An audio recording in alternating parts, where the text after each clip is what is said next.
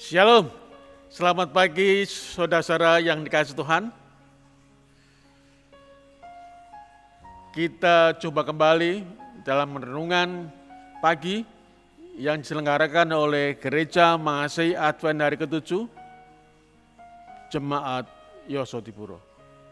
Mari kita lebih dahulu berdoa. Bapa yang di surga, terima kasih oleh karena penyertaan-Mu boleh menjadi bagian kami, sehingga pada pagi hari ini kami akan menikmati sarapan rohani pada pagi hari ini. Kiranya Roh Suci Tuhan boleh menjadi bagian kami, sehingga kami boleh mendapatkan berkat dari pekabaran pada pagi hari ini. Terima kasih Tuhan. Dalam nama Yesus kami berdoa dan mengucap syukur. Amin. Saudara-saudara yang terkasih dalam Tuhan, judul renungan kita pada pagi hari ini adalah budak dosa, budak dendam. Sebenarnya judulnya lebih panjang, yaitu menjadi budak dendam atau saluran kasih Tuhan. Tapi saya singkat menjadi atau budak dendam. Saudara-saudara yang kasih dalam Tuhan, bagaimana rasanya kalau seseorang itu menyakiti kita? Menghina kita, mengkhianati kita, merendahkan kita, menjatuhkan kita, bahkan meludahi kita. Tentunya hati ini panas, emosi, hati ini mendidih. Naluri berkata, balas, biar dia merasakan sakit hati sama seperti yang saya rasakan ini. Saudara yang kasih dalam Tuhan. Nah, sebagai manusia, naluri kita cenderung untuk membalas dendam. Untuk membalas apa yang kita terima, yang menyakitkan. Namun pada pagi hari ini, pekabaran bagi kita masing-masing bahwa kita diminta untuk berbeda dengan mereka. Tidak membalas kejahatan dengan kejahatan atau yang setimpal, tapi justru membalas mereka dengan kebaikan. Dan kalau kita membalas kejahatan dengan kejahatan yang setimpal, maka itu berarti kita mengambil hak Tuhan, merebut hak Tuhan akan kehidupan manusia. Mari kita baca dalam 1 Tesalonika Roma pasal 12 ayat 19. Roma pasal 12 ayat 19 dikatakan demikian. Saudara-saudaraku yang kekasih, janganlah kamu sendiri menuntut pembalasan, tetapi berilah tempat kepada murka Allah, sebab ada tertulis, pembalasan itu adalah hakku, akulah yang menuntut pembalasan, firman Tuhan. Jadi yang membalas itu bukan kita.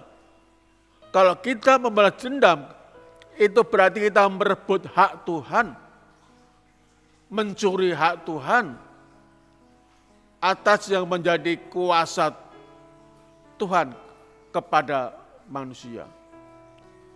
Sering orang menganggap bahwa kalau kita ini tidak membalas, itu adalah yang kelemahan bagi orang.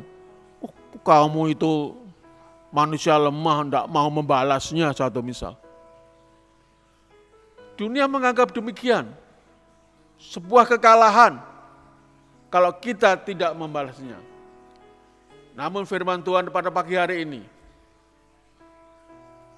memberikan kepada kita pelajaran yang indah untuk tidak membalas dengan yang setimpal, namun justru membalas dengan kebaikan. Mendoakannya, mengampuni, bahkan memberkati. Saudara yang terkasih dalam Tuhan, bagaimana dengan kehidupan kita? Apakah kita ini menjadi budak dendam? Ataukah kita ini menjadi saluran kasih Tuhan kepada sesama kita dengan cara tidak memberikan pembalasan yang setimpal? Saudara yang terkasih dalam Tuhan, mari kita buka dalam 1 Tesalonika 5 ayat 15.